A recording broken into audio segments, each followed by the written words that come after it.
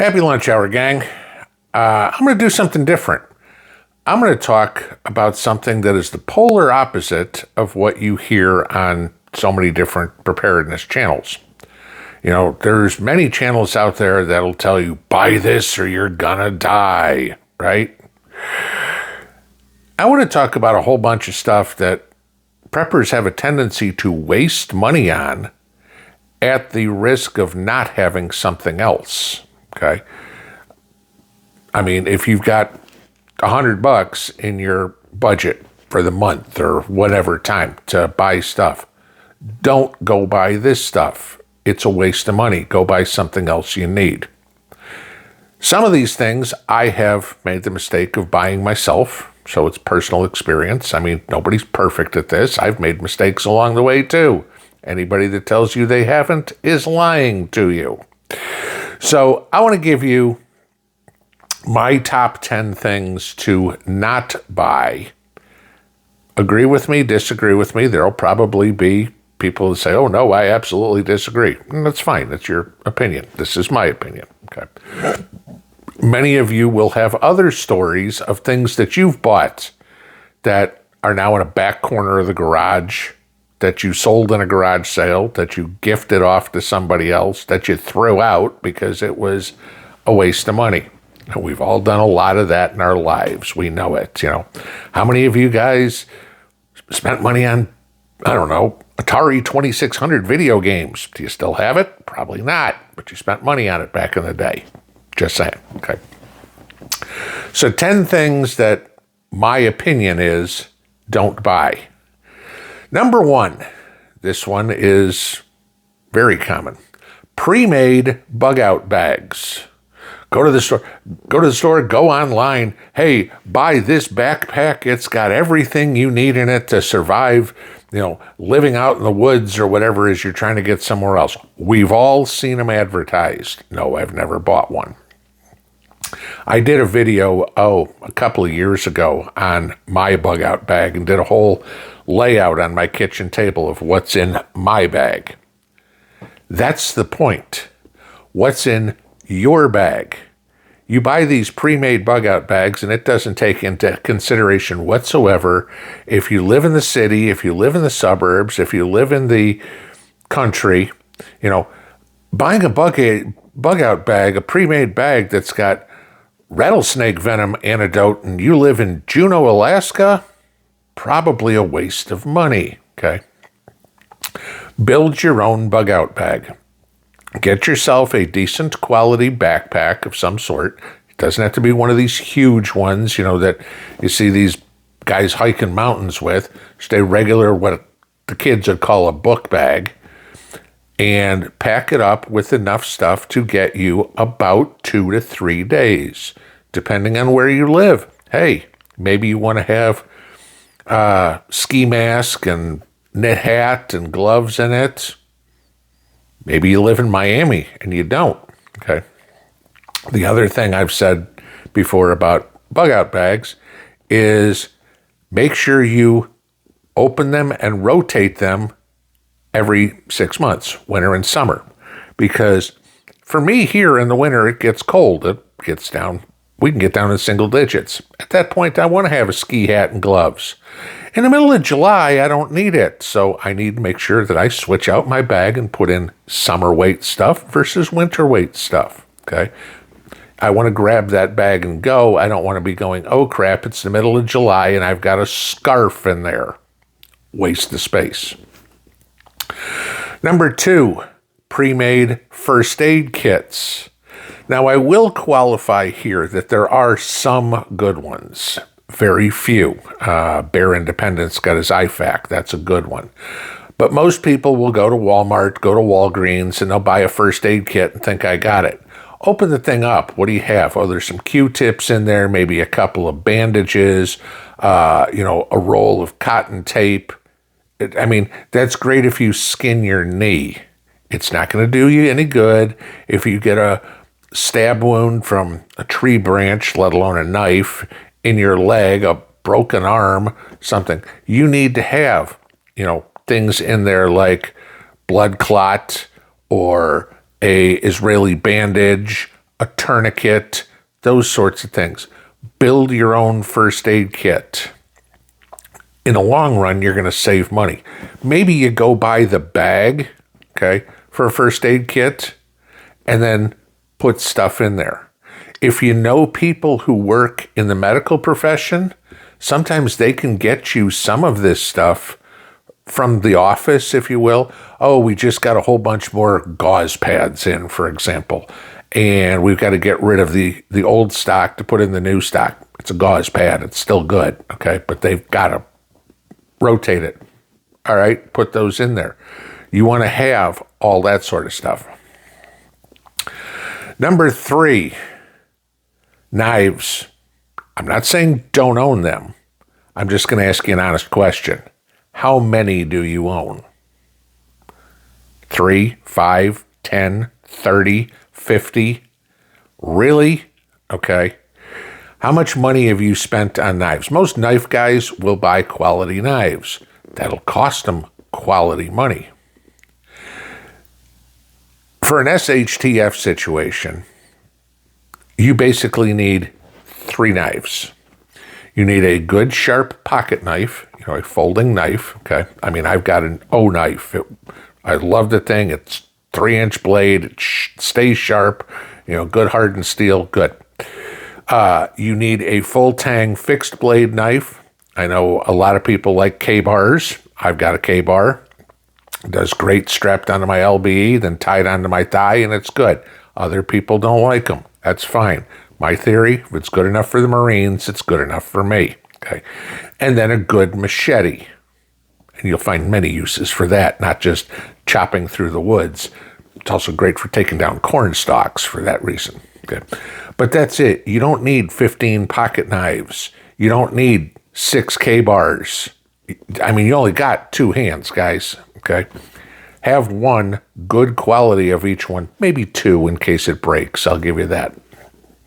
But you don't need so many of them that you've spent thousands of dollars on knives, and yet your food supply is lacking, or you don't have water filtration. Okay. Number 4, this one, depending on what you're going to do. Current military uniforms, do not buy them. Okay, and I'm going to say why. If we get into a situation, and some people, like me, have purchased uniforms to outfit our mag so that we can recognize each other by sight in any sort of situation. Okay, think about how a military will work. The red coats versus, the colonists, right? They weren't shooting a guy that was in the scraggly pants. They were shooting a guy that was in a red coat. Don't buy current ones, because now you could easily be confused as the opposing force. Don't go out and buy the latest version of U.S. Army. You don't know if the Army is going to be on our side or not. Okay, we go into martial law, problem. Okay, don't go out and buy Russian uniforms or something, because if we're attacked by the Russians, go buy something that is old school, all right? Depending on your area, again. If you live in the warmer climates, go buy jungle camo, okay? The old OD green 1950s, 1960s, 1970s military uniforms. You can find this stuff at Army Navy stores, no problem, okay? Because now you're going to look different than the enemy. We went with old school BDUs. You can still find those, okay? That is with the big patches on them, not the ACUs, not the ones that are computer generated. Obviously, in this area, we don't need desert camo, okay? And if you look at the newer uniforms, they've kind of gone back to that BDU, but it's a lot smaller patches, okay? So we can look different. You can be able to tell. You guys know about some sort of insignia or whatever. I use the pinball patches. We all have those, okay? Because they're a unique identifier. Don't buy current stuff. Get the old school stuff. Number 5, this one I'll probably get a lot of flack for, but I'm going to tell you anyway. You don't need to buy a bunch of optics for all your rifles, okay? Sure, your 308, 30-30, whatever, your deer rifle, yeah, you want to have an optic on that. Maybe on a AR-15 that is going to be in a fixed position, you might want to have optics on it. Doubtful your portable, let's use that term, the one you're going to carry on guard duty, whatever. Doubtful you're going to want to have optics on that. You certainly don't need a scope, okay? And even a red dot or something like that, where people would say, oh, okay, that's worthwhile. I want you to think about this. That optic is good for one shot. That's it. Because as soon as you fire that first shot, probably using the optic, if you practiced good cover and concealment and nobody saw you, once you fire that first shot, there's going to be a whole volley of bullets coming back at you, and you're not going to be poking out, looking around, and going pop, pop. It's now going to be spray and pray, okay? So you probably don't need to own the optics. I mean, even inexpensive optics will cost you $100 a pop. Good ones will cost you a lot more. You can save that money and use it somewhere else. Learn how to use your iron sights. If you've got the optics, okay, put them on the weapons that are going to be more your, I'll use the term, sniper weapons. Maybe it's somebody who's going to be sitting in an upstairs bedroom that's got some good cover and concealment there. Maybe you've put sandbags around the window or whatever so they're protected. But most of the time, if you're out in the field and you get in any sort of firefight, it's going to be just like the movies, guys. It's going to be spraying rounds. That's it. You're not going to be sighting in. And remember, your target is actually moving. So at 300 yards, enough people have a hard time hitting a fixed silhouette. Try hitting a moving target at 300 yards. If you're that good, congratulations. 99% of people aren't. Okay. Along with that one, number 6 goes the other side. Let's talk about pistols. You do not need a boatload of magazines for your pistols. I will say forever, as many magazines as you can get for your rifles is a good thing, but your pistols, no. Remember, the point of a pistol is to get you to your rifle. If something happens, you've got your pistol with you and you want to use that to give you enough cover to get you to a rifle where now you have better firepower, better distance. Remember what the maximum, I don't even want to say effective range, but the maximum reasonable range of a pistol is for most people. If you can hit a target with a pistol at 50 yards, you're doing pretty good. And again, remember, these are moving targets. You talk about pistols that have 13, 15, 17, 19 round magazines, okay? You're not going to be popping pistol mags in there. You're going to be trying to get to your rifle, so now you can get to that 30 round magazine that's got a lot more thump to it and a lot more effective aiming. Let's use that as a term. Okay, so that kind of covers that sort of stuff. Let's talk about other prepping type things like food, okay? Biggest waste of money out there for preppers. Number 7, Sterno. Sterno is not meant to cook on, okay? If you go to any sort of function, a wedding, anything, and they've got trays of manicotti or something out there, and there's little bits of, 2 little things of Sterno sitting underneath it. That's to keep it warm. It's not to cook, okay? You don't need to buy Sterno. Sterno is a waste of money. Couple of bucks a can, go out and buy a pack of lighters or boxes of matches instead and collect firewood. That's a better way to cook. Continuing on cooking, do not waste money on aluminum outdoor cooking. Okay, I know, like the Army issued us these little mess kits, it was a little tray that had a lid on it and some sporks in it. And you could heat up your meals on that. And nobody ever did. First off, the last thing you want to eat off of is something that's aluminum that's got hot. You're now putting that aluminum in your body. Okay, there's the first part. We can get into that. But you're never going to get that thing clean. That's why nobody in the military ever used it, because the first time you had an inspection, you failed it because you could not get the thing clean. So you had to go buy another one. Spend the money on cast iron. Yeah, I know cast iron's expensive. No. Go hit garage sales. Go hit Goodwill, whatever. You will find people selling cast iron. It may take you a little bit of time to get a set of cast iron, but you can easily find yourself a frying pan, and you can eventually find yourself a Dutch oven. The lid may be a little harder, okay? But you can get those.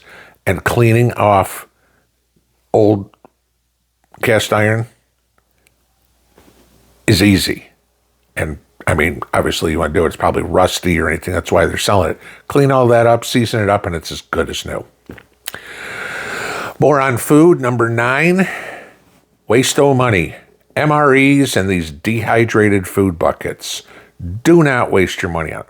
Maybe, I'll give you this, maybe an MRE in a bug-out bag. Okay? Unless you want to put something else, you can go get packs of tuna or beef jerky or something like that. Do it too. MREs are expensive. You know, they're about $15 a pack. And that's one meal, and I guarantee you're still hungry when it's done, even if you're a kid. Okay, there's not a ton of food in there, and some of it tastes good, some of it, make sure you got hot sauce with you. Okay, the dehydrated food buckets are the biggest scam I have ever seen in the prepper community, and man, they make a lot of money. Because, oh, it's got 96 servings in there. Yeah, if your meal is 3 ounces of food, it has 96 servings. You go, oh, okay, I'm going to probably eat 4 or 5 of those because I want the pack of peaches and I want a little bit of protein and yada yada. You go, oh, my 96 meals is now 20. And I spent $150 on the bucket. You know, at that point, start looking what you spent on dehydrated food. Not that I'm a proponent of it. Go buy a dehydrator. Eventually, if you got that much, you'll eventually save money. Okay. But you can buy the packs of food, like I said, the tunas or something. You can buy a dehydrator. I'm not even talking a freeze dryer. You can buy the dehydrator, which I do use, which a lot of the stuff in the MRE is. Okay. And you can make your own real easy. You know, a little vacuum seal deal, strawberries, peaches, whatever, piece of meat, cooked, throw it in the dehydrator, put it in there, zip, seal it up, and you got the same thing. And it didn't cost you $15 a bag. Last one. This is one mistake that I've made and I've corrected. Alkaline batteries. Okay, you know, Duracells or Energizers or whatever.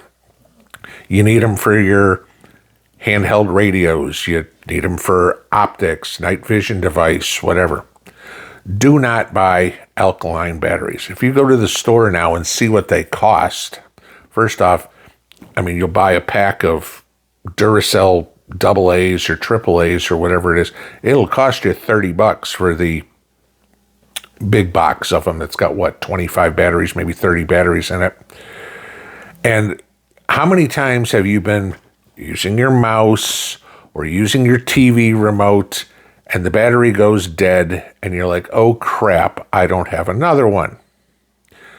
Now think about you're out there and this is your flashlight, or if you've got optics on your rifle and the battery goes, I mean, even the little watch type batteries and the little circle ones, spend the money on rechargeable batteries. Okay.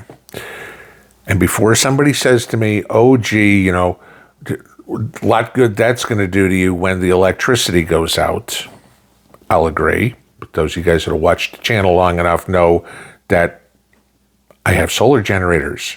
You can buy The teeny tiny little solar generators, the ones I've showed you that are less than $100, okay, and a little solar panel, and you can recharge your batteries. Because I'll ask you this question.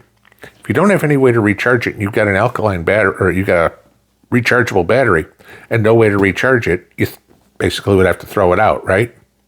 But what are you doing with the alkaline battery when you're done with it? You're throwing it out, okay? At least with the rechargeables, you have the option to recharge it. Yes, it'll cost you a little bit more up front, but put that in the budget. Okay, I'm going to spend $10 a month of my prepper budget to buy rechargeable batteries. Believe me, it won't take long till you go, that was a really smart move because I've saved a lot of money. The whole point of doing this, guys, is to be self-sufficient, okay?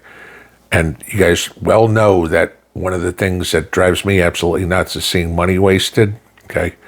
You know, that we can't afford stuff because of the bad things that go on from both parties in Washington pissing away our money. We can't afford to piss our own money away. Don't waste money on stupid shit. Spend the money on common sense things. Again, figure out the alternatives if you need it. Not everybody needs to have dehydrated food. I get it, okay? Not everybody's going to need to have uniforms. I get it. These are my opinions. I'd love to hear some of yours because inevitably there's probably somebody out there who thought of something and a good reason why not to do something that I've done. And that's how I learn from you guys. Pinball out.